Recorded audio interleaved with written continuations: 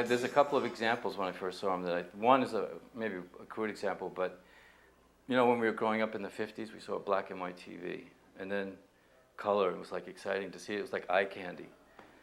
So, when I first saw Prabhupada, it was like the first time I saw color TV. Everything else was black and white, with shades of gray. But another example I think that's a little more appropriate is that I really feel it was the first time I saw reality, because Prabhupada actually knew who he was, and he was the only person that I knew who was in reality. He knew who God was, he knew why I was here, and he knew what his purpose was, what his, had taken some courses in college in theater and drama, and so there was always this discussion about your inner monologue, and which gave you your motivation, why you did what you did, and being efficient with your movement. And I saw that when I showed Srila Prabhupada, that he was the first person. I could see that every movement was saturated with devotion. He didn't do anything that wasn't, even if he was just walking to see the deities, Radha Govinda in New York, he was he was walking to see Krishna. It wasn't just walking in front of people. He was walking to see Krishna. Everything was devotional, and every movement, there was nothing frivolous. It was very efficient. The day before, I'd gotten Brahmin initiation, I should say, directly by Srila Prabhupada. So, which was a very ecstatic thing for me, obviously. But so, the first morning that I said my Gayatri mantra, I thought, well, I'll go down to Lake Michigan because we were in Evanston, and Northwestern University was only a few blocks away, and then Lake Michigan was there, and there was a nice park that they had built along the shoreline there, the lakefront. So I thought I'm going to go down by the lake, and when the sun starts rising, I'll say my Gayatri mantra. So I chanted down there, and I got all set to say my Gayatri mantra, and up drives the Ford Lincoln Continental again. So door opens, and out steps His loving divine grace, Srila Prabhupada. So Prabhupada was about maybe 30 yards from me. And I said, Jai Srila Prabhupada, right? And I offered my obeisances. But Prabhupada's back was to me. So then all these sannyasis got out. Brahmananda was there as well. And Satsarup was there. And so they all kind of gathered, and when everyone was ready, Prabhupada turned and started walking right towards me. Meantime, I'm saying, I got the paper slipped there because I hadn't even memorized the Gayatri mantra yet, and I was saying my Gayatri mantra as Prabhupada's walking by. So Prabhupada comes by, and he says, why is he not offering obeisances? Which I had. I actually had offered obeisances, but Prabhupada, his back was turned. This was like a really important lesson for me.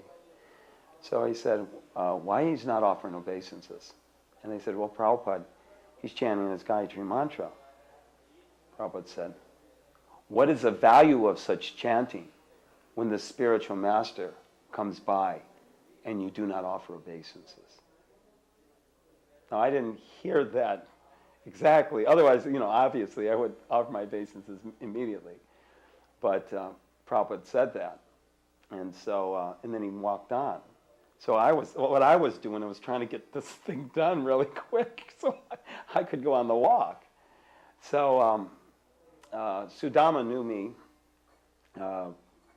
Pragosh was on his party, and we were friends since our childhood, and so he knew me, and so I I got done with my Gayatri Mantra, and I went running up to catch up with the morning walk. So Sudama sees me coming up, and so he comes to the back of the group, and I goes, all right, Marsh, come. And he goes, why didn't you offer your obeisances? I said, I did. He says, when? He said, when Prabhupada got out of the car, I offered my obeisances. He said, well, Prabhupada didn't see it. And then he told me what Prabhupada said. And immediately, like, I couldn't breathe. I was suffocating. I was like, oh God, what is my worth? Why should I live another moment? So, I actually carried that for a long time. I mean, and another thing happened. Prabhupada chastised me once when I was in Vrindavan. And like 25 years later, you know, after that incident on a Vyas Puja, I wrote one offering in glorification of Prabhupada. And I wrote how you had chastised me for doing this, which actually helped me for the rest of my life. Because never, since that time, have I not offered my obeisances before saying Gayatri Mantra and after saying Gayatri Mantra. And if I'm sitting in front of the deities and the curtain opens and there's Jagat Guru sitting on the altar, I'm offering obeisances. So sometimes I see devotees, they're chanting Gayatri Mantra, and the deities open, this happened, Prabhupada, you know, and they're just chanting. I'm thinking, you're off. What is the value of this chanting? So I wrote this offering to Prabhupada 25 years later, first of all, apologizing to Srila Prabhupada for committing an offense and thanking Srila Prabhupada. That was just a few words. It impregnated my heart with so much love and appreciation for the spiritual master that I never took him, I was never familiar or took him lightly, ever again. And even though I didn't think I was taken lightly then, but then I redoubled my determination to appreciate what it means to be in association of the Jagat Guru. When Srila Prabhupada visited Mauritius, one of the Prime Minister, Sir Siu Sagar Ramgulam, he was one of his henchmen, one of his right-hand men, was very friendly to the devotees. And Ramgulam, I mean, in Mauritius, the kind of apartheid mentality of South Africa spilled over in those days, although officially there was no apartheid. But still, most of the few French families were like employing the rest of the population. So when Ramgulam heard that Prabhupada was having white people bow down to him, they were really impressed. So they wanted Prabhupada to come. So Ramgulam asked the devotees, you please draft a letter that will induce your spiritual master to come. So the devotees kind of gave a hint, and he wrote to Prabhupada, will your holiness please come and bless our island and please bring your Krishna consciousness movement. Head of state signed it and sent it. And I learned from listening to Brahmananda on your excellent tapes that Prabhupada was a little reluctant to travel at that time, but due to having been invited by a head of state, he took it up and he came, and he was escorted like right off the plane by Mr. Tilak, who was Secretary of Parliament for Agriculture in those days, and very nice reception was held in the VIP lounge where foreign heads of state go through, you know. And it was the first time Prabhupada had such a reception. The first words out of his mouth, Yad Yadachras Tata Divetaro Jana. Whatever the leaders do, common man will follow. So he was quite... Actually, I'm researching to write a book on Prabhupada's visit. And throughout his visit, he was meditating on this. He gave so many instructions on how to set up a perfect Krishna conscious society. And actually Mr. Tilak, he brought about 40 members of parliament and diplomats, heads of state to meet with Prabhupada, and for about 40 minutes he gave them a blueprint of how to set up a perfect, ideal society. And then he had them send that tape to Back to Godhead magazine. And in January 1976 they printed a little excerpt of that, and then unfortunately the tape's lost. It's no longer in the archives. But Srila Prabhupada very nicely says that Vedic society is based on love. And in a small place like Mauritius, a perfect society can be set up. He says in a highly industrialized state, now it's no longer possible, something to that effect. But he says in a place like Mauritius it can be done. And he said we don't have to invent anything new. The example is already given there of perfect Vedic societies in the Vedic histories.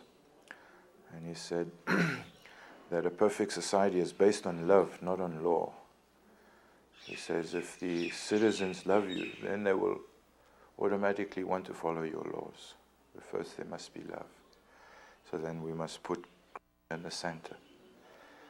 And he said Bhagavad Gita teaches that if we govern according to Bhagavad Gita, we'll get perfect society. It's very nice. There was one morning walk. I was invited by Satsrupa to go on a morning walk one morning in Dallas. And we went out and there was a sign. We went into a nice subdivision of Dallas area, fairly well-to-do place, and there was one sign, beware of the dog, you know. So Prabhupada commented, beware of the dog, you know, and so everybody could understand he was talking about the man in the house, not the dog. So Prabhupada had this incredible sense of humor, a great sense of sarcasm sometimes, and that was one time at evidence. After Prabhupada disappeared in 77, we kept doing libraries, but then in 78, Patit Udharana in Bombay, he asked me if, Satsrupa had asked him if he would help with the Lilamrita.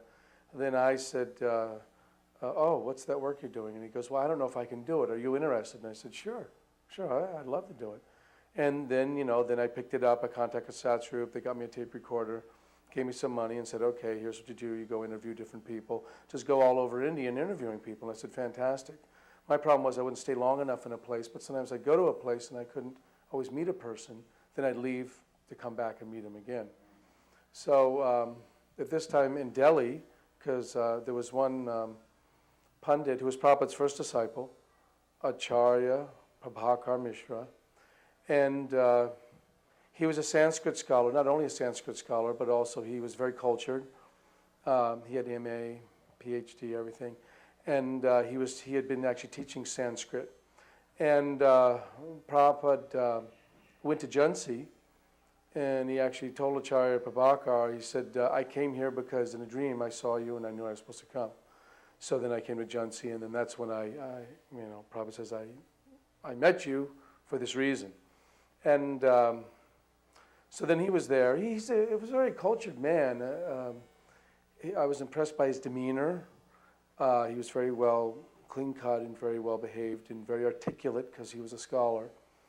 And Prabhupada, when he was there with him, they would do bhajan together. They'd actually go out and do Rath Yatra, small Rath Yatra. They'd go do programs in other cities and everything around the area, small villages.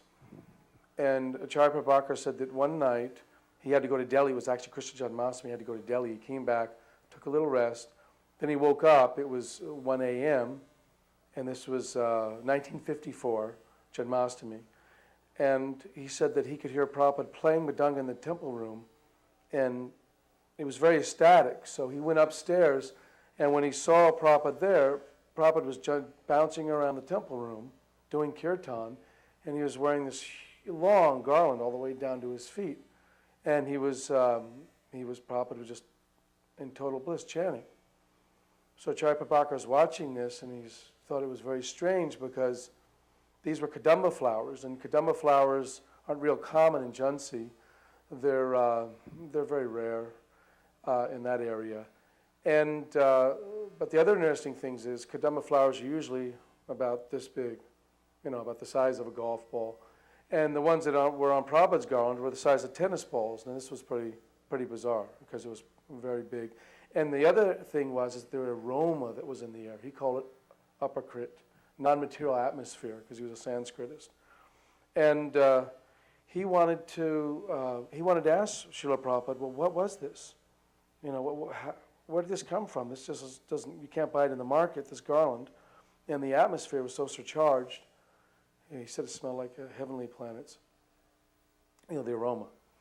So Prabhupada wouldn't answer. He just kept doing kirtan, bouncing around the temple room, chanting. Then the next morning, he asked Srila Prabhupada, what went on? What was this? Where did you get the garland from? Why did it smell so much? And why were you feeling so blissful?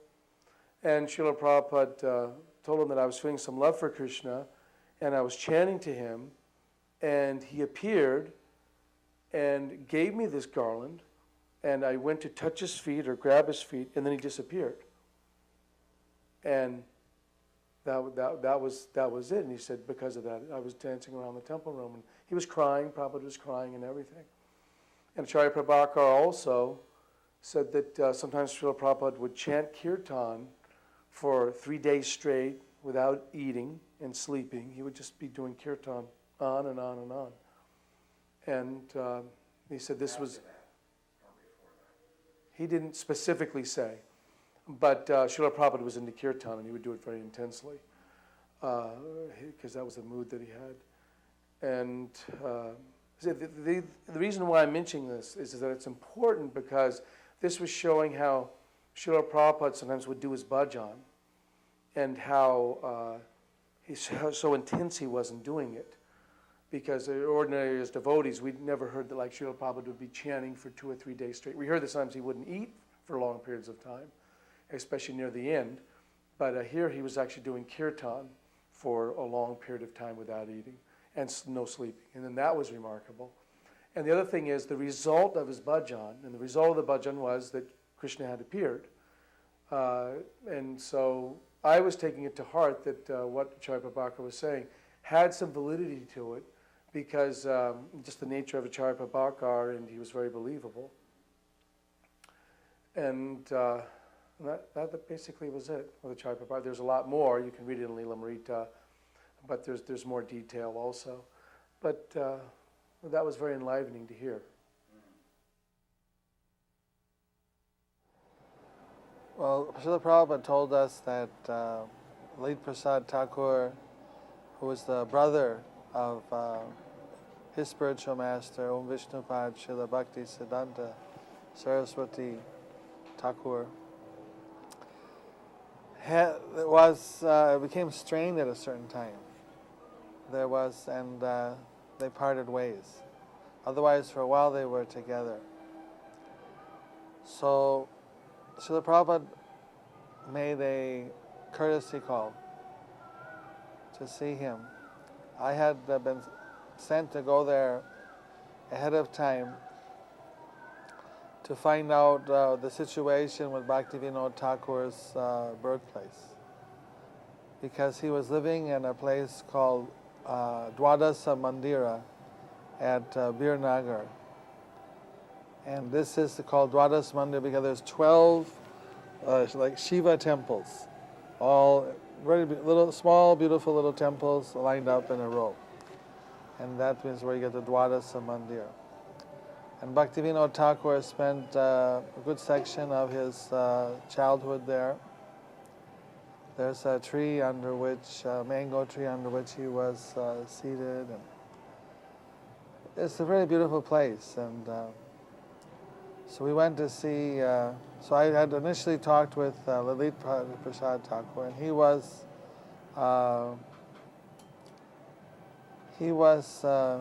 agreeable that ISKCON could do something. So then Prabhupada went there and discussed it with him. And it looked like they were going to give us, he had a big,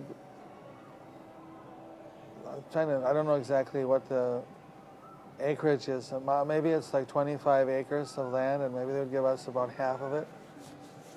where we could have a temple and do something for Bhaktivinoda Thakur's birthplace, which was on the side of a little pukur, a little water reservoir.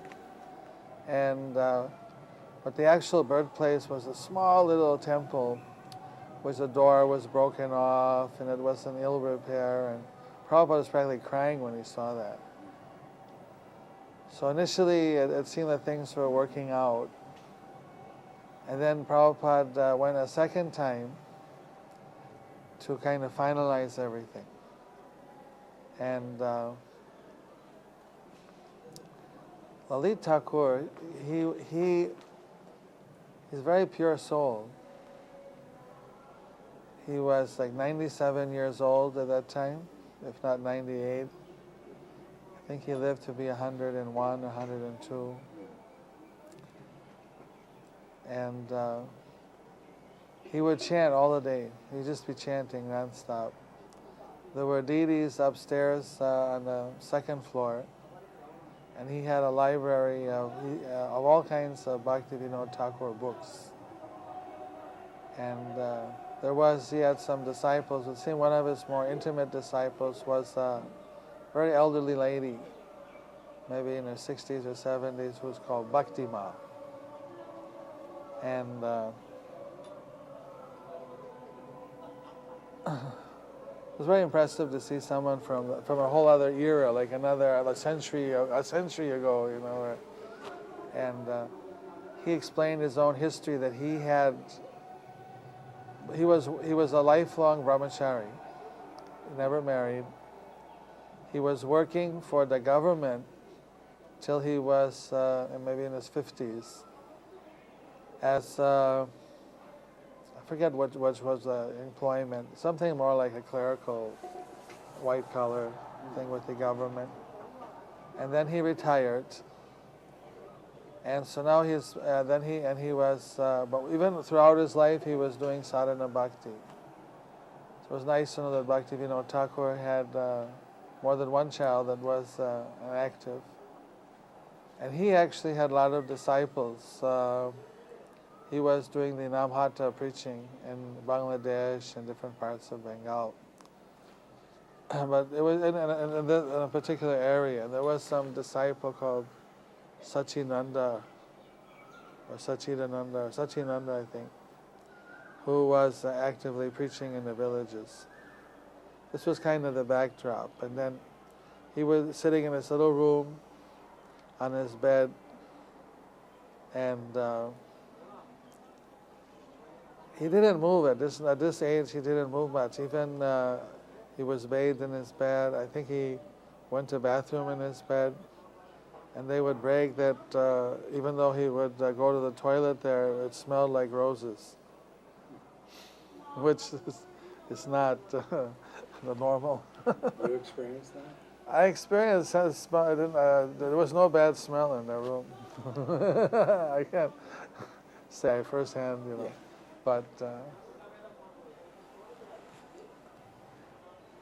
of course, with every person like that, they're surrounded by different people. And I think that his initial inclination was, as he had agreed with Prabhupada to do something jointly, but some of his followers had insisted that shouldn't give it. That's the impression I got. And the second time when Prabhupada went there, we were driving on the way to Calcutta and or Mayapur. It's about an hour drive from Mayapur. Then Prabhupada was given a seat, and he was discussing about developing the birthplace of Bhaktivinoda Thakur.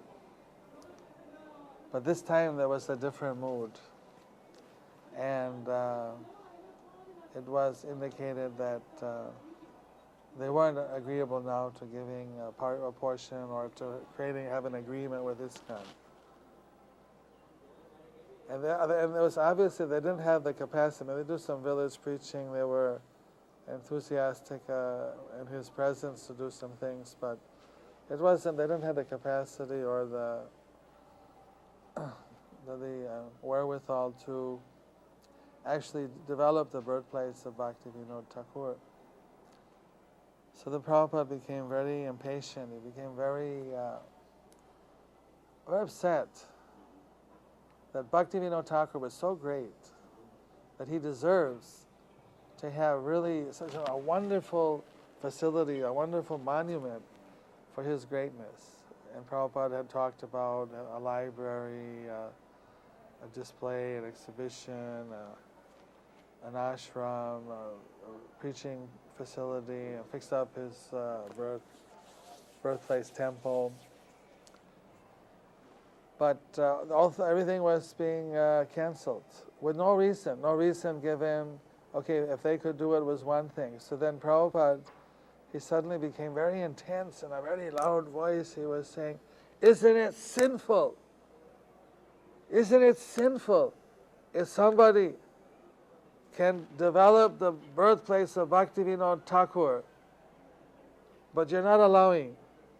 Or was it the opposite? Isn't it sinful that you cannot do it? That somebody cannot develop, that if somebody cannot develop the birthplace of Bhaktivinoda Thakur and they won't let anyone else who could develop do it, then isn't that sinful? I think that was quite a few years now. Because it was, so the question was, they had it, but they couldn't do it. We could do it, but they didn't want to let us. So then nothing's going to happen. It's going to stay status quo. It's going to stay in an undeveloped state. Bhaktivinoda Thakur, still to this day, is worse run down than what it was then. And Prabhupada repeated this about 4 or 5 times, very loudly, almost, I wouldn't say shouting, but I would say just maybe one level below that. Very intensely, loudly declaring, asking us a question. And then nobody said anything. Then he walked out. As he went out, then he turned and there was a few of us, secretaries and assistants. Then he said, because I asked as a question, there was not an offense. I mean, he was talking to someone, his brother, god brother, or something, of his own spiritual master. But he was put in a situation where Bhaktivinoda Thakur, in his point of view, was being offended. And therefore, he thought he had a right, he expressed he had a right to question it, and by questioning it, it wasn't an offense. If he had accused, like, you're a nonsense, you didn't get, whatever, something like that would have been offensive. But it's because he questioned, isn't it offensive? Isn't it offensive? Isn't it sinful? So that was an interesting understanding about how somebody can inquire, even if it's very intensively, but it's not technically an offense. There was one morning when we, for some reason, everybody else was scrambling to get out of the cars, and it was just Tripurari, myself, and Prabhupada for a few seconds. And first Prabhupada, some ducks were quacking. I'm just telling you this, I don't know the ducks quacking, and Prabhupada turned to us and said, we must save these mudhas. You know, the quacking of the materialist. And then Tripurari said, Srila Prabhupada, is it true that the spiritual master will come back if the disciple falls down? Prabhupada said, yes, but don't take advantage. That was pretty clear.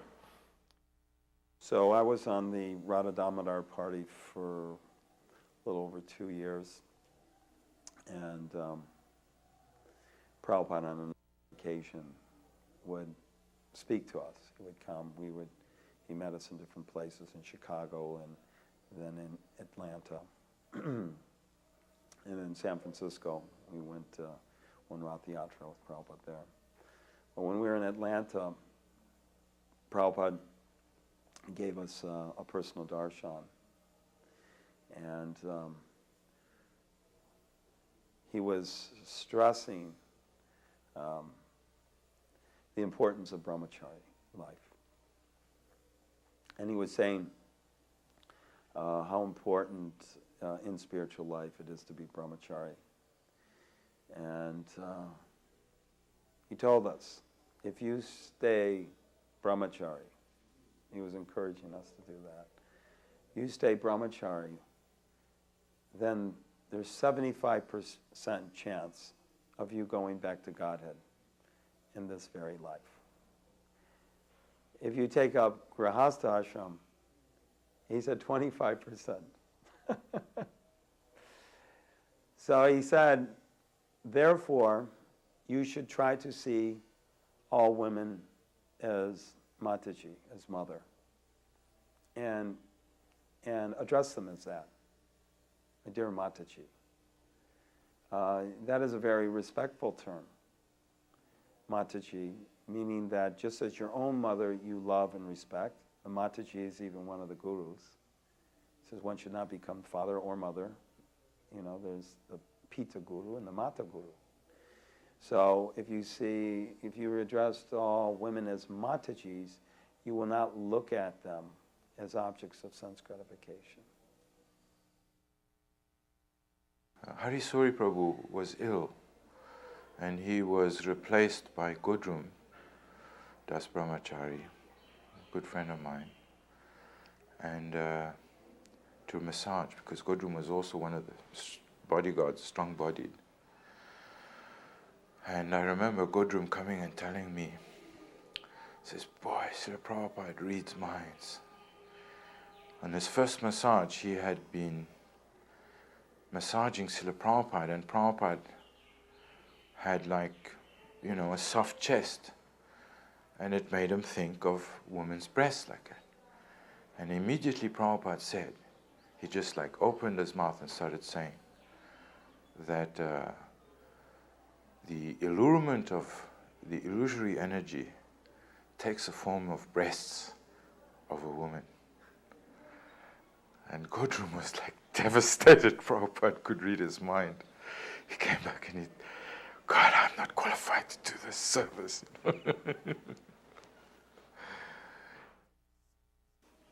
So Prabhupada pointed to the skyline with his cane, and he said, you see this city? Not just this city, but all cities. Very soon they will collapse. And he said, and then Prabhupada asked us, do you know why? And Tamal Krishna immediately, there was maybe a hesitation, and everyone was wondering, but Tamal Krishna pretty quickly said, because they don't know how to grow food. I think everybody else was searching for some esoteric reason, and he gave a practical reason, and Prabhupada said yes. Which is the import of the whole purpose of our farm communities, which we still, still trying to, grasp. Prabhupada came out and sat on the Vyasasan, and the devotees were in a particularly ecstatic mood that day. And so they chanted for almost an hour. He said it was a huge Guru Puja, and they just chanted and chanted and chanted. Everyone was dancing in ecstasy. And so at the end, they offered their obeisances, and Prabhupada did the Jayom prayers, and then Prabhupada spoke, and he said, if you do this Guru Puja every day, you go to this Guru Puja every day with your God brothers and God sisters, he said, then any difficulty that you have between each other will be immediately dissipated. He said, any problems you have between each other will be resolved by the performance of Guru Puja. So Prabhupada stressed the importance of it, and I've also had personal experience that when you do really get into Guru Puja, you really appreciate your God brothers and God sisters, and especially you appreciate Srila Prabhupada. Sometimes I'd had the good fortune to ride with Srila Prabhupada from Calcutta, and sometimes I'd be here in Mayapur waiting for him to come.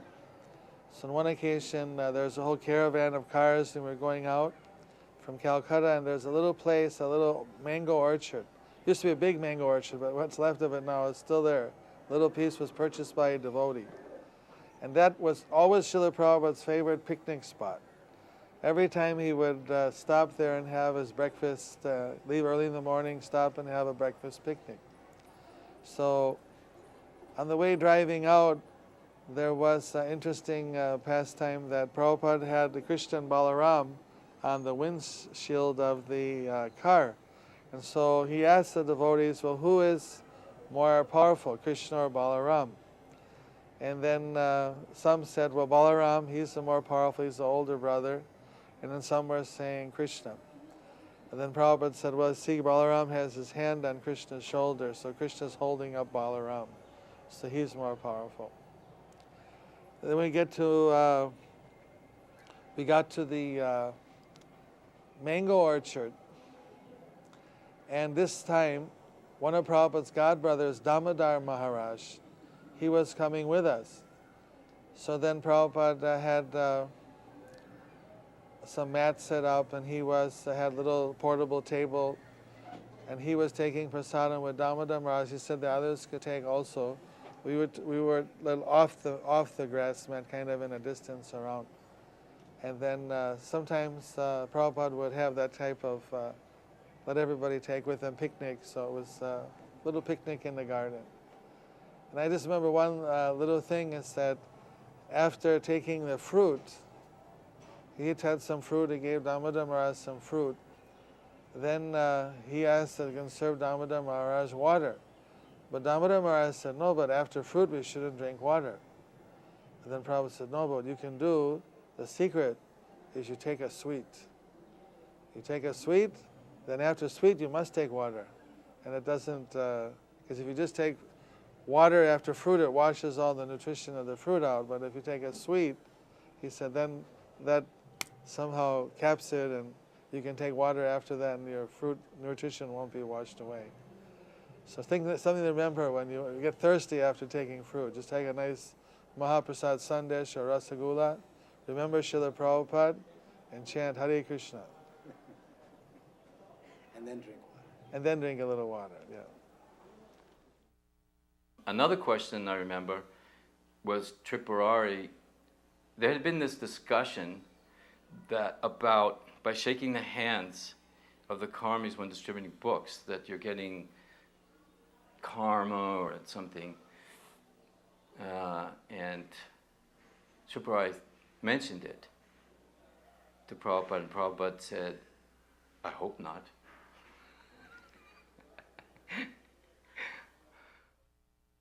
So Kailas Chandra Das got initiated in Chicago, and he was a real heavy controller type, Mars exalted, everything's. So Srila Prabhupada could see everyone, could see right through everyone, and so Srila Prabhupada could see right through him. And when he came to bow down, this is like when you're a controller, it's kind of hard when you bow down to someone. This is like a sensitive moment. You don't have control at this time. And as he bowed down, he said, your name is Kailas Chandra Das.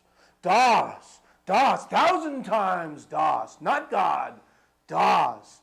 And as Kailas Chandra, he's bowing down, he's going like, because Prabhupada was just boom, boom, boom. And he just said, when he got up, he just was like so amazed at this, how Prabhupada had treated him. He thought, what am I supposed to do with this? The temple presidents and the GBC and sannyasis were with Prabhupada, and they were going on a morning walk. And Prabhupada was walking. He had his cane. He was walking along. They were going towards the Ganga. And so some of the leaders took that opportunity to start, complaining to Prabhupada that this person, he's in my zone, he's doing this, he wasn't authorized, and this person's coming back and saying, Prabhupada, but this is going on, and these people are doing this and this, and one after another, people were lodging complaints and kind of doing a little backbiting. So Prabhupada was walking with his cane, he wasn't saying anything, and then all of a sudden Prabhupada stopped and put his cane down And he turned around and he whipped his cane around and he went, all of you, made this big sweeping motion with his arm. He said, all of you have come simply to discourage, and I have come only to encourage. And then he did it again. All of you have come simply to discourage, and I have come only to encourage. And then he turned around and started walking. And all of a sudden, he said that all the Prabhus started going, please accept my humble obeisances, Prabhu, please accept mine, forgive my offenses. So I took that to heart, and I thought, if I can remember this, whatever happens in my life and whoever I associate with, I think I can make a better impression by following this instruction of Srila Prabhupada. So then Prabhupada had to wait for his flight. He was sitting in the waiting room. So then Jai Satchidananda Prabhu asked if he could do a bhajan or kirtan for Prabhupada. And I can't remember which one it was, but it was one of the classic famous ones that Prabhupada did. And he had it expertly, he had every intonation, every syllable, just the way Prabhupada had done it.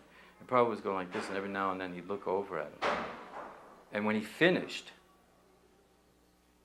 Prabhupada leaned over and said, you listened very well, which I thought was he didn't say you chant very well, he said you listened very well. Prabhupada said that his qualification, that his spiritual master told him, was that you listen.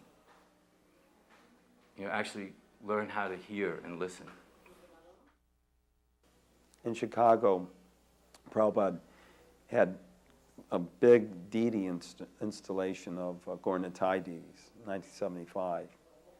And so there was I think 4 sets of Gaura-Nitai deities and to put on each one of the buses.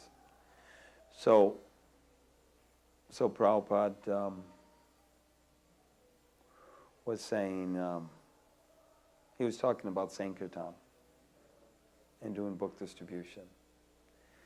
And he said, if you, in the class, he was talking about Vishwamitra Muni had performed tapasya for 60,000 years, heavy tapasya.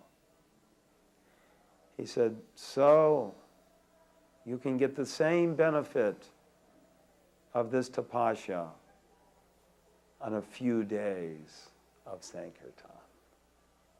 Few days on Sankirtan is equivalent to 60,000 years of tapasya by Vishwamitra Muni.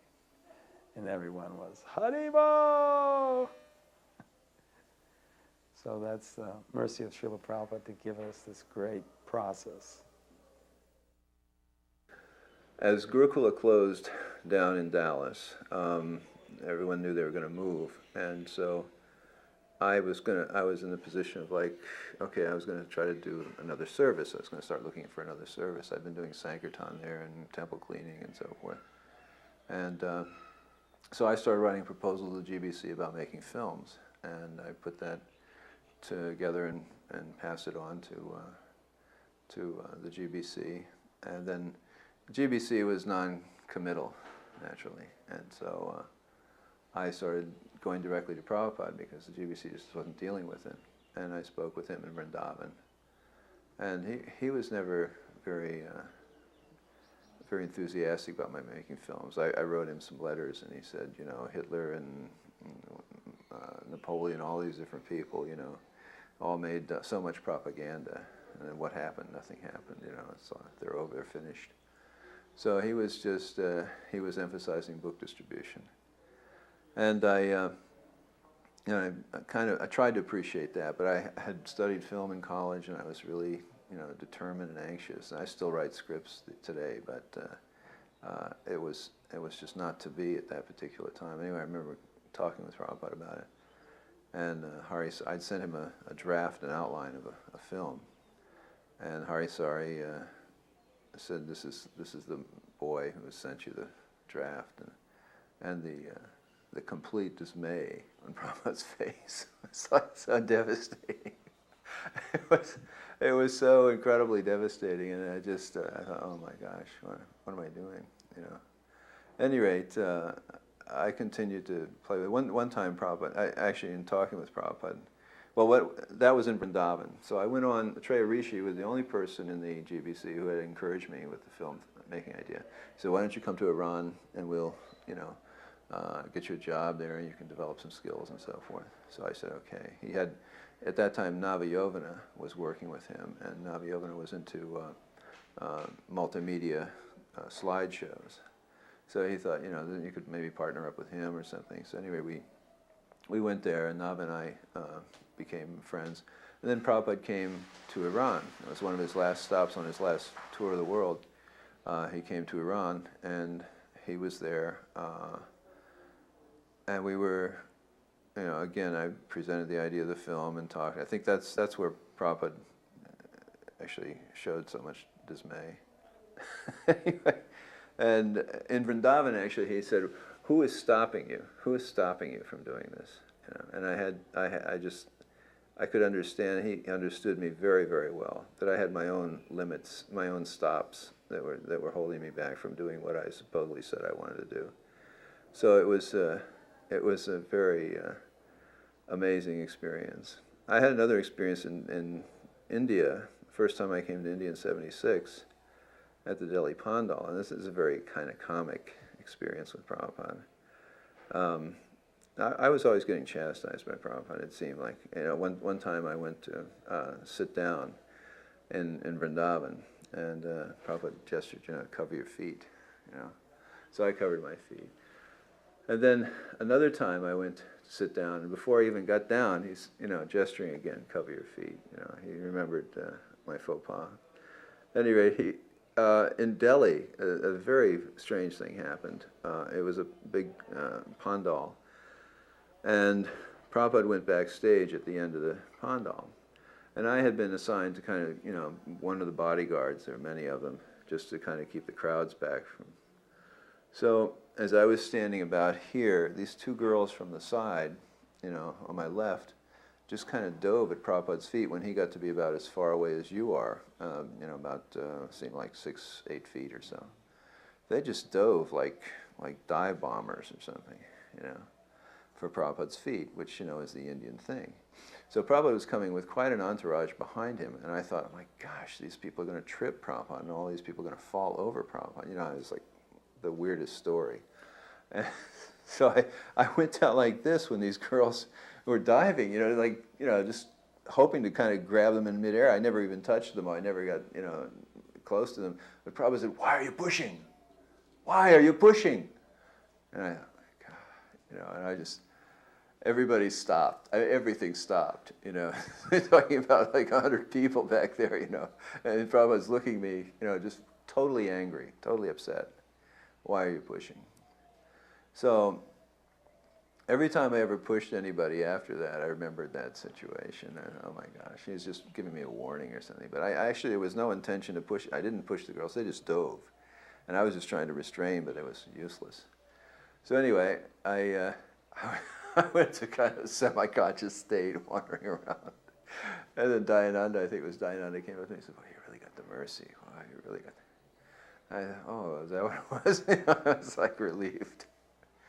Anyway, so many of these experiences, I guess, there's with the films and the dive bombers, the dive bomber devotees, and just covering the feet thing, and letters about filmmaking and so on, and personal chastisements, the misconstrued massage, so all these things they just.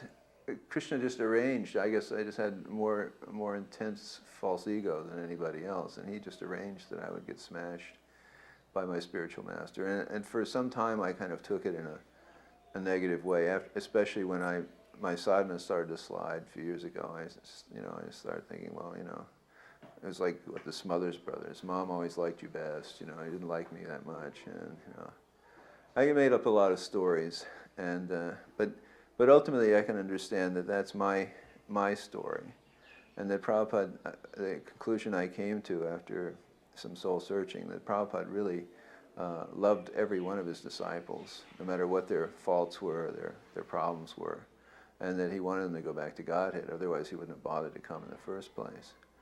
And if he showed some exasperation with us, that was really quite good for us to try to get our act together a little better. And I feel, very, very blessed to have had Prabhupada's association in that way, If he had just encouraged me or flattered me or something like that, I would have probably doubted his perceptions even more. How self-doubt works. Anyway, so he gave me such an incredible, life, all the things that I've been able to do in ISKCON, places I've been able to go, and just the basic service, the sadhana, the programs, the chanting, everything, the association of devotees. Nobody could ever offer that, I don't think, to anyone else unless he was, pure personality, totally pure personality. It's just not, it's not forthcoming from anyone who has any taint of greed or selfishness. So that's practically the glorification I have for Prabhupada, is that he was, for all of us, he was such a wonderful beacon of light as to what Krishna wants for us. Krishna wants us to reappear in the spiritual world too. And Prabhupada's concern and efforts show us that. I had just become temple president in 1976. Balavanta was now a GBC, so I became the temple president. So I'd always been used to being like, having an older godbrother there, and I just felt like I had risen to my level of incompetence, as you say. And I was thinking, why is everybody going to stay because of me, And I just felt alone, like I needed some older godbrother's guidance. So I was meditating like that for a couple of months, and then I was going to have a chance to, go see Srila Prabhupada for the Rath Yatra in Manhattan, in New York. And so I was going to get up the nerve and just say, look, Srila Prabhupada, I'm really honored by this opportunity to serve as a temple, but I think maybe think about someone else. I don't know if I'm competent or ready. And I was thinking like that. I feel like I was feeling alone. I kept thinking like that over and over again. So I go to his room, I get to go in, I pay my obeisances, I look up, and Srila Prabhupada was already engaged in conversation, so I don't know what happened before. But all I know is, I'm thinking, this is what I want to say. Prabhupada looks right at me and says, one thing is, even though I was in a foreign country, and I didn't know anyone, I never felt alone. He was saying it with such compassion, it was just like, and I was like, how did you know? I mean, he said, as long as I was following my spiritual master's instructions, I knew he was in my heart.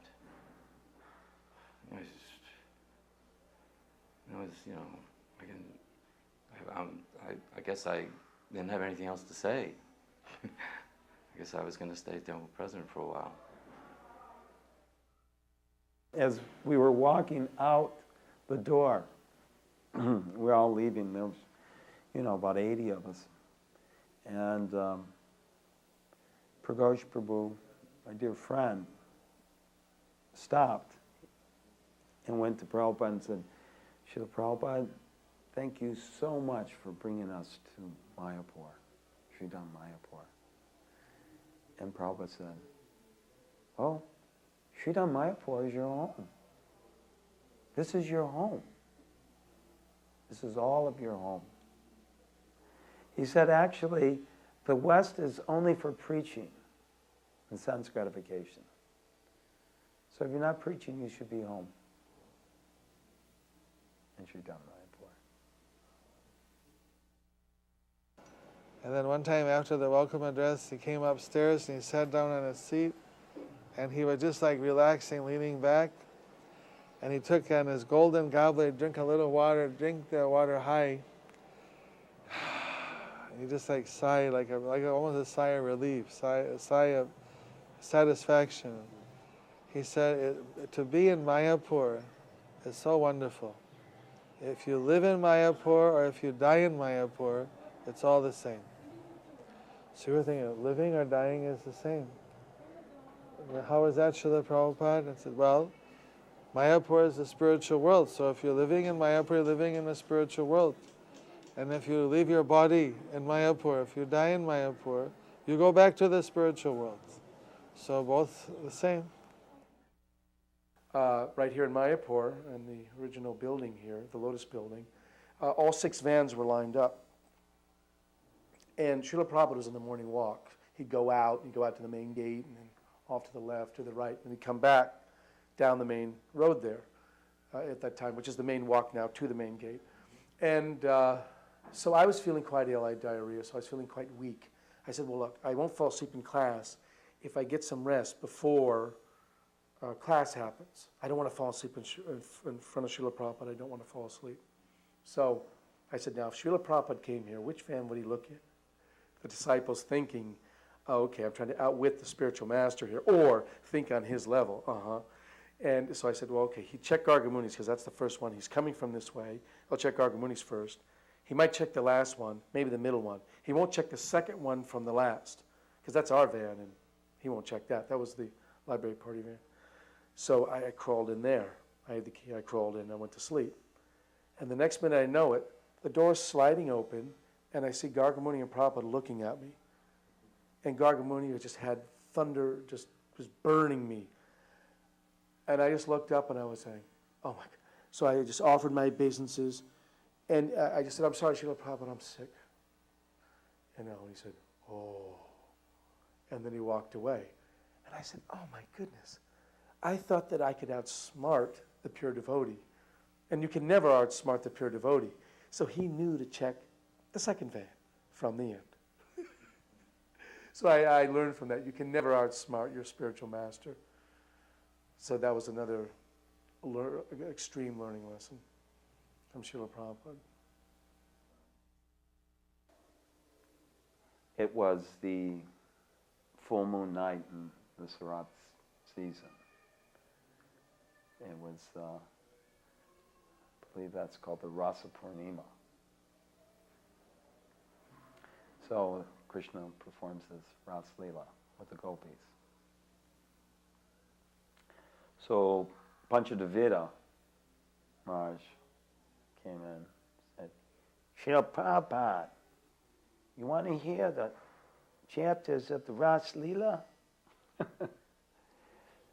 And Prabhupada said, yes, that would be nice. So Maharaj actually sat down. It's 5 chapters, right? 5.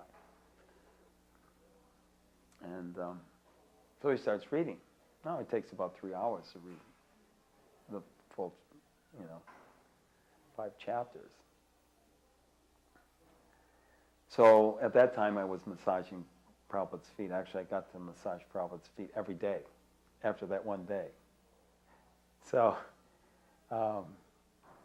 it's like somehow or other I'd fit it in like I was Prabhupada's foot massager. So there I was in Vrindavan on Ras Purnima in Sri Vrindavan Dham at the lotus feet of the Jagat Guru at Krishna Balaram Mandir, listening to the Ras Leela of Krishna and the Gopis with his divine grace. So he's reading, and I'm thinking, this is like, I can't get any higher than this, right? I was actually thinking, if I had any pious activity, I would die right now. Right now, if I died right now, that would be perfection. If I'm pious. If I had any pious credits, and of course I'm so sinful, here I am still, 25 years later, I'm still alive. But I was thinking, this is it. This is the perfection. Listening to Krishna Katha, serving the Jagat Guru's lotus feet in Vrindavan. So Maharaj is reading and reading and reading, and everyone's like listening, and I'm looking at Srila Prabhupada, and Prabhupada had his eyes closed, and then I started wondering, is he listening, or is maybe he dozed off, or and after about 2 hours, you know how in the Krishna book Prabhupada will quote different shlokas. So he made a quote, and Maharaj was reading the Sanskrit. It's like Priyamanani, right? And he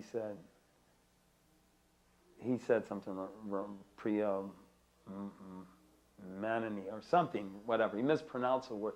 And immediately Prabhupada went, Priyamanani. And then he went back and closed his eyes. So it was like, and again, all the hairs on my body stood on end because Prabhupada was in rapt attention. He was in samadhi. He was just absorbed in hearing the pastimes of Krishna from his own Krishna book. And so at the end, Maharaj said, Prabhupada, maybe we can do this every night. He said, yes. We're simply here to enjoy. Before reaching that place, an amusing incident happened was they forgot to bring Prabhupada's prasadam tiffin. So I think it was someone, Tamal maybe. I'd asked Hari Sori if it was him. He said no, he didn't remember that. We came back to the second class to us and asked us if we had anything that Prabhupada could take. So I had purchased some fruit and we sent that. And he told us this following story, that when Srila Prabhupada had been informed that his prasadam tiffin wasn't there, so he just didn't say anything. But then as the train was pulling out of one station, one samosa wala was going by the windows, garam samosa, garam samosa, garam samosa. And just as the train was pulling away, Prabhupada put out his hand and stole a samosa and popped it in his mouth. And then afterwards said, a sadhu never goes hungry. So, very lucky. Samosa wala was missing one samosa like that. About my initiation, first initiation, Kirtananda Maharaj gave a lecture before the actual fire yagya. I think he actually performed the yagya as well. Prabhupada was sitting on the vyasa. And he gave a lecture. Prabhupada wanted him to speak on the 10 offenses. And at one point, Kirtananda said, and you can chant any name of God. And Prabhupada said, any bona fide name of God. You can take that for whatever it means, for words, but it was a little reminder, any bona fide name of God. We even had like kirtan competitions. Remember, one temple would come up, Chicago temple would do their thing, LA would do their thing, the Radha Damodar party would do their thing, London would do their thing, like that. So everyone was very fired up about chanting. But there was one of our godbrothers who didn't like it. So he was up in Prabhupada's room, and the Radha Damodar boys were up there. And so he said, Prabhupada, it's getting pretty crazy out there. All that dancing and like wild men. It's just completely crazy. Prabhupada stopped and went, yes. When you become a lover of Krishna, you dance just like a madman. And so all the Radha Damodar boys went, Haribol! There was this local musician personality who'd been regularly coming to the Sunday feast. He was he was a drummer in a band that had in the South some recordings and airplay and things like that. But he was always coming. Then all of a sudden he shows up in what's his name, with the turbans, this Yogi Bhajan group. And so he's there at the Sunday feast, and people from Atlanta know who he was. He's like a local pop star. So, and he's wearing the turban and everything. But he'd always loved the devotees, but a little bit challenging, playfully. So he asked some question, and I can't remember the question, but the answer was what I remember. Because I don't think Prabhupada actually answered his question. He said, "You are very fortunate. You have accepted a bona fide guru, Guru Nanak. Now, don't be a hypocrite and follow." He said, and he study the Grantha, I think that's the way you pronounce it, and chant Hari Ram, and read Bhagavad Gita, because that was also his instructions. And this is the same instruction that Prabhupada would give to Christians. And that in that Sunday Feast lecture, there was one of the devotees' father was there with his girlfriend. They were very challenging about Christianity. And Prabhupada just, he said basically the same thing, that we accept Lord Jesus Christ as our guru. And he said, so you should follow your guru. And they said they did. And he said, "Do you eat meat?" Yes, you should follow the Ten Commandments. And they said they did. And I said, well, what about thou shalt not kill? I said, we don't kill. Well, what about, do you eat meat? And it was, Prabhupada handled them very well. I kept thinking at that point, it's like Prabhupada had said, I can speak like this because I'm an old man. He was very, but you cannot, maybe sometimes. Prabhupada was very expert at receiving guests. One time in Mayapur, he was teaching us that the Gaudiya Math, they're very expert at taking care of guests. But we are not so expert yet. So he said that you should take very nice care when a guest is there, feed them nice prasadam, give them personal attention, ask how they're doing, ask what they need. And a big VIP came, a commissioner from the government. So Prabhupada said, I'm going to show you now. And then he sat there and he was saying, give him more water, give him more rice, give this. And the person was so flattered that the Acharya is personally overseeing my meal. And then sometimes Prabhupada would tell even like jokes. And then he said, we were kind of looking, like we never saw Prabhupada just like tell jokes. So he said, see, during prasad should be light talk. It's good for digestion. Like everything heavy, preaching heavy while somebody when they're trying to eat. Srila Prabhupada, after he came to Atlanta, was asked what was it about Atlanta that pleased you so much? Because he had done all things that he hadn't done, before, or maybe, just the drum class and all that.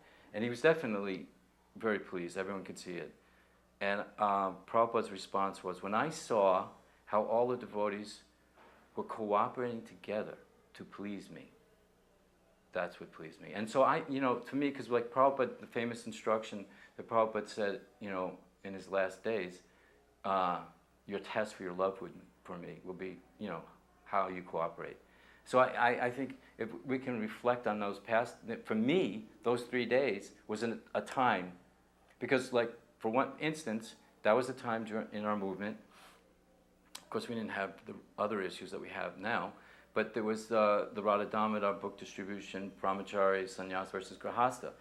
So they were all there. And as a matter of fact, I believe Tamal Krishna introduced each Brahmachari to Srila Prabhupada for the first time up in his room. It was very sweet.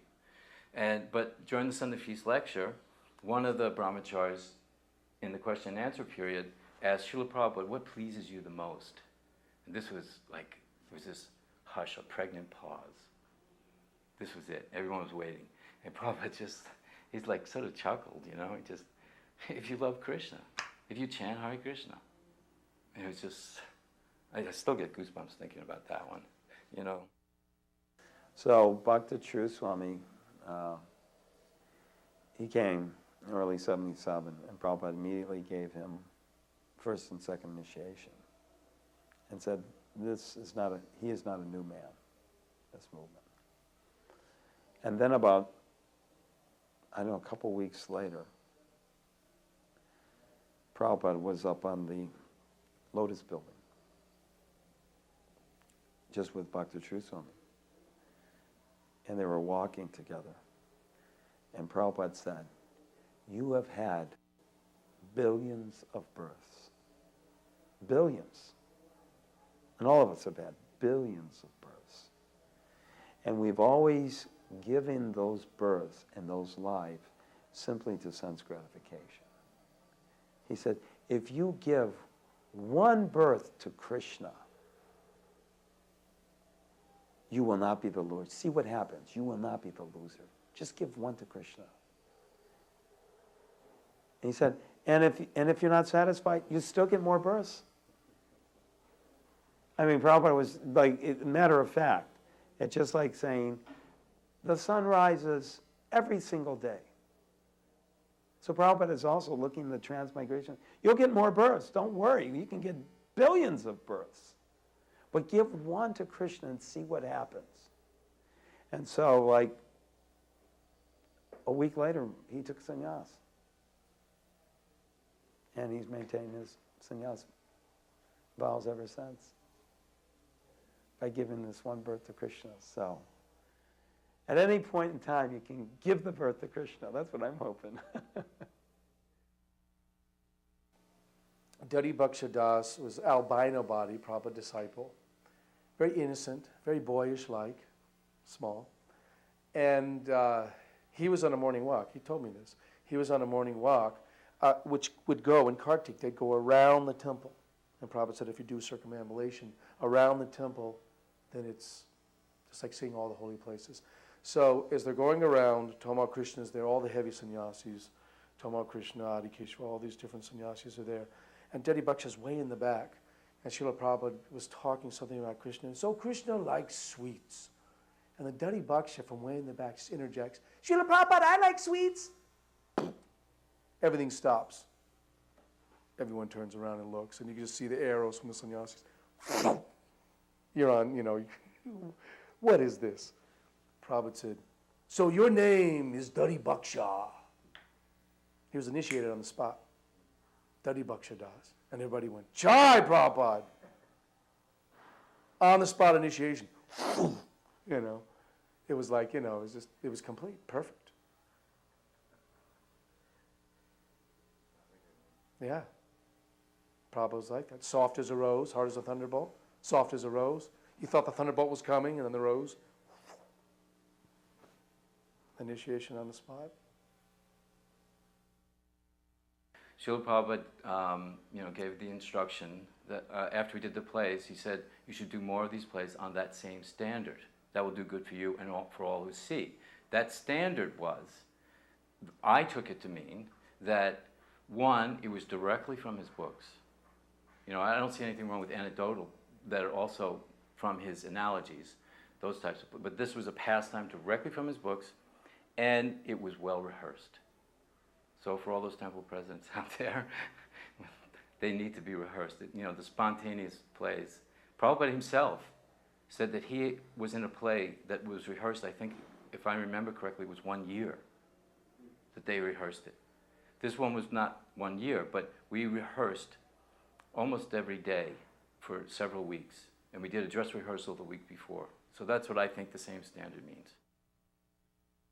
Yeah, I remember one time, Prabhupada called Bhakti True Swami over to him and came to him very humbly serving Prabhupada.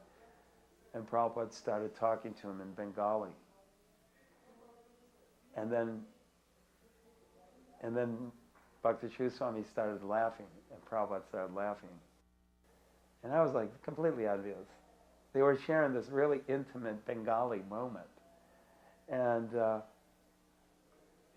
that sweet smile that Bhakti True Swami had, and Prabhupada was smiling and was enjoying this like rasa with them. And I was thinking, He's so fortunate he can talk directly to Prabhupada in his native tongue.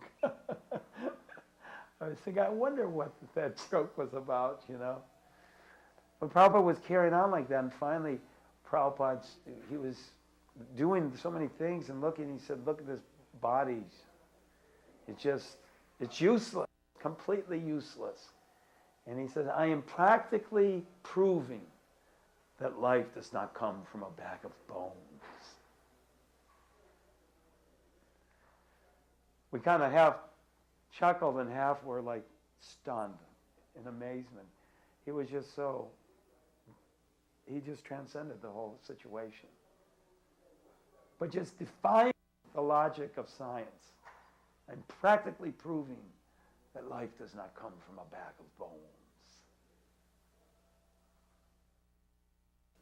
No, there was one thing that was very heart-melting that happened in Bombay. It was 1977, because we were in the library program, so we were getting a lot of interviews and book reviews. Interviews and book reviews. I mean, but people would write reviews.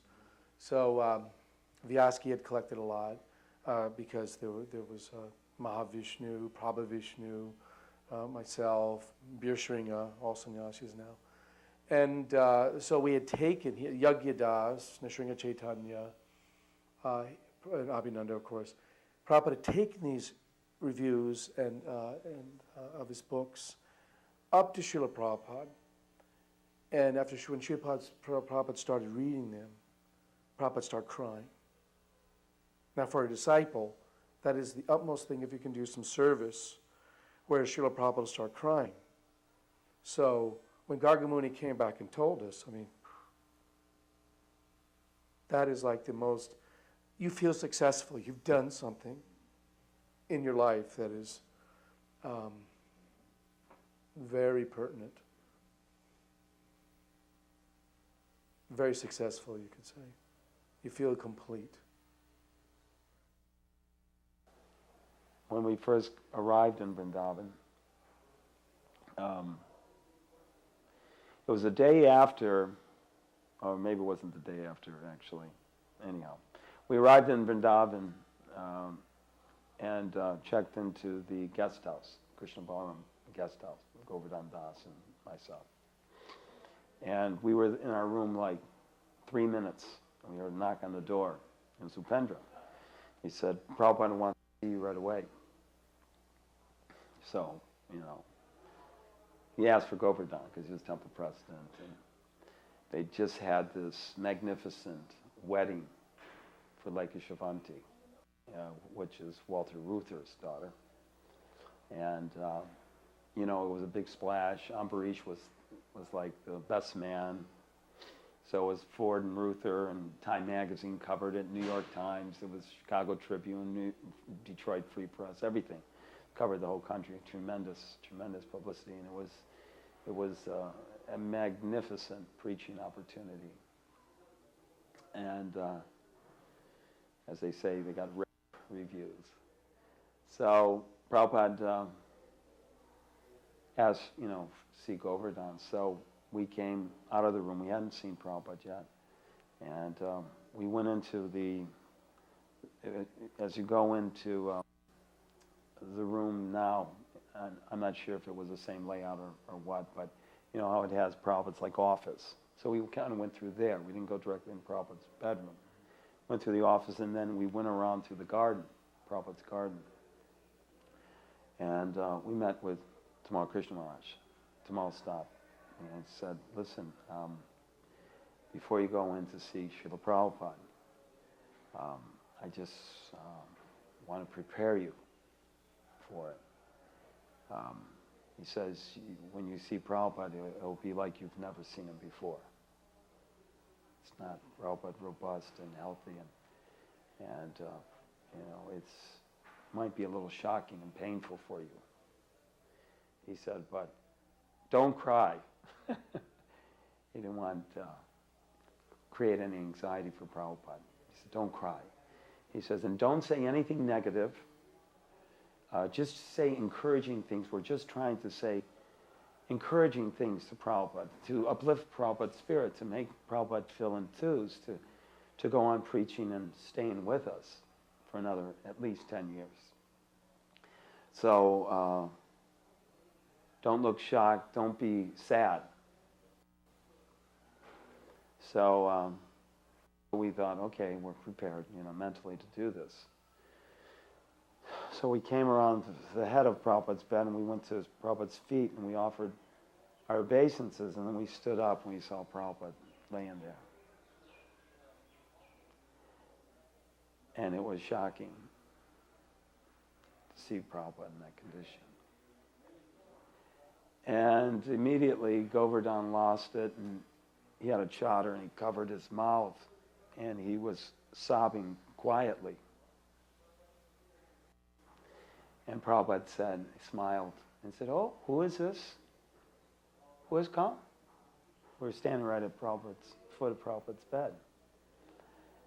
And Tamal said, it's Govardhan and Udayananda from Detroit, Prabhupada.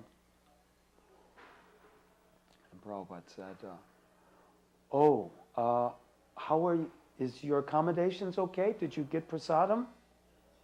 Are you comfortable? Is everything okay? Is this nice? Is Krishna Balaram guest house okay for you? And I said, yes, Srila. Govardhan couldn't talk.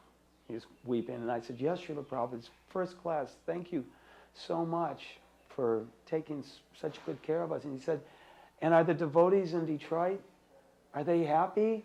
Are they taking prasadam? And are they happy in Krishna consciousness? And how is Lake Shavanti and Ambarish? Prabhupada asked about Ambarish. And are they happy in chanting Hare Krishna? And are they happy in Krishna consciousness? And how is the temple and deity worship and the neighborhood? Are you preaching in the neighborhood? And Prabhupada just went on, and he was just talking about everyone else's well-being. He just was like, he was in this condition that it was explained to me that the Kaviraj who was treating Srila Prabhupada had treated thousands of people with the same condition. And he said, and it's so painful that the people literally writhe in pain. It's so painful, they can barely tolerate the pain. They become incoherent. They become beside themselves, delirious. And Prabhupada was not only so crystal clear in his consciousness, but he was just concerned about the well-being of others.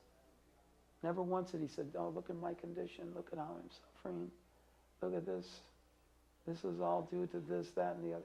Never once. He was just, how are you? And I was trying to, wrap my mind around, how could a person be like this in this condition? So selfish.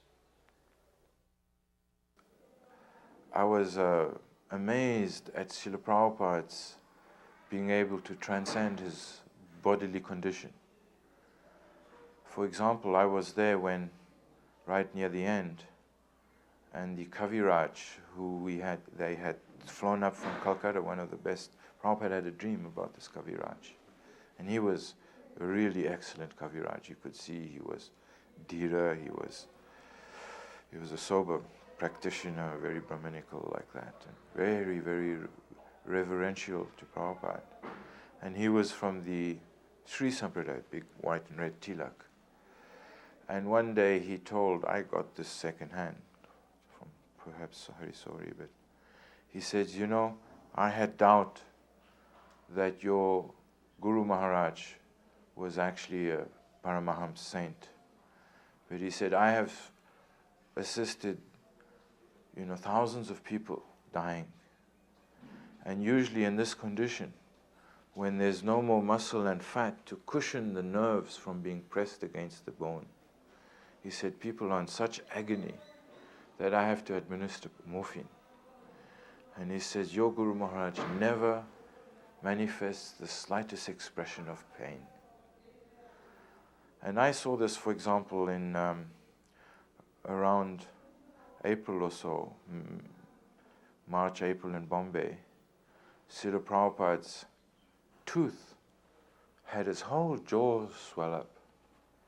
And like when we get toothache, we can't tolerate it. But Prabhupada just tolerated it. You never saw any difference in his mannerisms, in his way of dealing with anyone, or never complained. In fact, when the devotees, I remember that, him trying to induce him that to take care of his body, and Prabhupada wasn't agreeable. It was totally transcendental of being his body.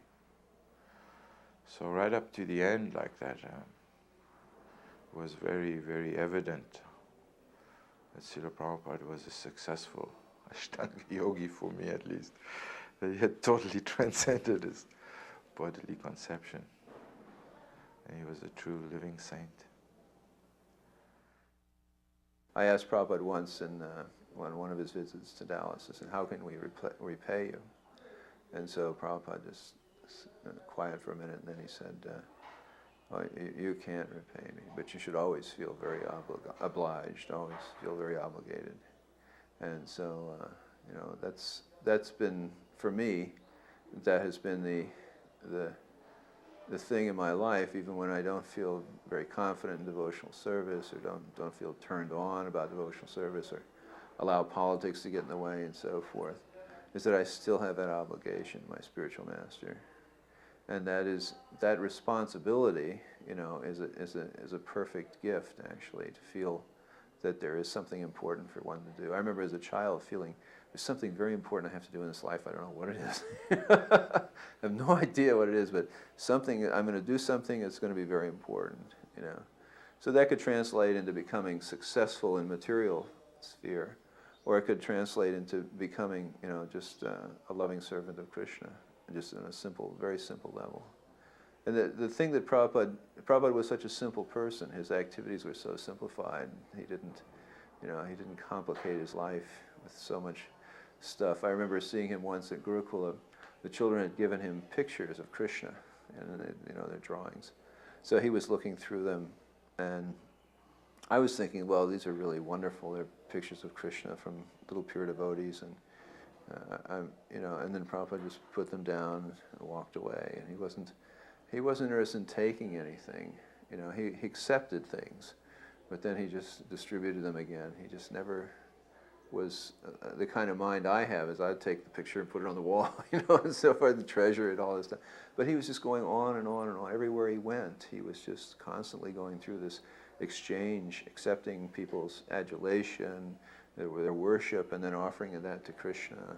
And he was never bogged down by any of that. He never got overwhelmed by it. He never got his ego out of joint by doing those things. So those are the incredible impression I had of Prabhupada, is that he was a perfect living being, and that his desire was to make us also perfect in our relationship with Krishna. My godbrother, Pragosh Prabhu, one time he went to Washington, D.C., where Prabhupada was at. He was distributing books at the airport. But he was actually based in New York. And one day he came back from Sankirtan, and Prabhupada saw him. And he was just getting out of the van, and Prabhupada said, "Where have you been?"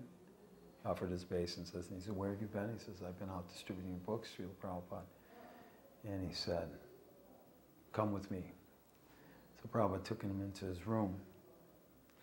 And so, you'll have to ask him about all the details. But one of the things that was very charming that Prabhupada said was, he said, "So where are you doing your service these days?" And he says, I'm in New York, Prabhupada, in the 55th Street Temple. And he said, "Oh, you're in New York?" He said, "I also started in New York."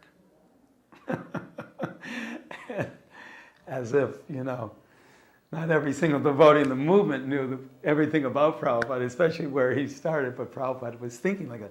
I started in New York, like that. So Prabhupada was, Prabhupada was talking in Vrindavan. He was talking about going to Govardhan. He was thinking about Govardhan, and of course they were making plans to go to Govardhan and so on, and like that. But it wasn't always, Prabhupada wasn't like just focused on Govardhan. As a matter of fact, when different things came in, different news items came in and letters would come into Prabhupada, Prabhupada would become inspired. So something came in about the preachers in New York, what the preaching that was going on, the book distribution was going on. And Prabhupada said, yes, that's what I should do. I should simply give up laying here in Vrindavan. I should go out and preach. And he said, I should go. You should take me to the New York temple. And he says, and if I die, you should put my tomb on top of the New York temple, Radha Govinda temple on 55th Street. He says, I want to die preaching with my New York preachers, like that. So we can only know how important that temple was to Prabhupada. And of course, what a catastrophe it is having lost that temple. Prabhupada said, place my tomb on the top of 55th Street Temple. Another very great saint that I had the great fortune to meet was Devraha Baba. And this was in 1978. We went with the Gurukul boys. The Samadhi planning office was on the ground floor of the Gurukul building in Vrindavan. So I came close with Yashodananda Swami. We went for the Magh Mela in Allahabad. And Devraha Baba was always there. And he was so famous, he's like 800 years old, that his house is on stilts.